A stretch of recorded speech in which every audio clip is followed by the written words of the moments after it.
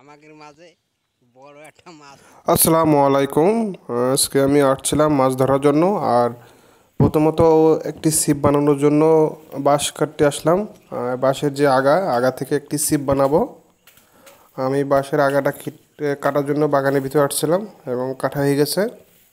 এবং এটার পরিষ্কার করব ভালো করে সাইজ করে আমি তারপরে ছিপটা তৈরি করব।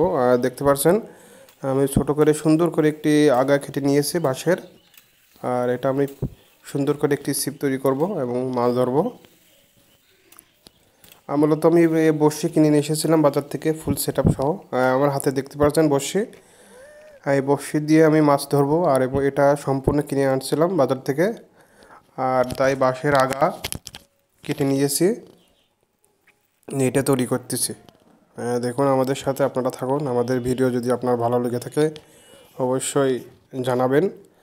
আর দেখি কেমন মাছ পাওয়া যায়। মাছ পাওয়াগুলো আজকে দেখাবো। আমাদের ছিপ প্রায় তৈরি করা হয়ে গেছে। ওদিকে বৃষ্টি হচ্ছে আর এদিকে সরিষার খোল হালকা পানি দিয়ে নিচ্ছি এবং কিছু ভুসি আছে, এই ভুসি দিয়ে আমরা মিক্স করে নিচ্ছি। এটা দিয়ে আমরা মাছের খাবার তৈরি করতেছি এবং মাছ মারার জন্য আসলাম। এবং মাছ ধরার জন্য আমাদের সম্পূর্ণ কার্যক্রম হয়ে গেছে, কার্যক্রম সব কিছু হয়ে গেছে এবং আমরা ছিপ এখান থেকে শুরু করব।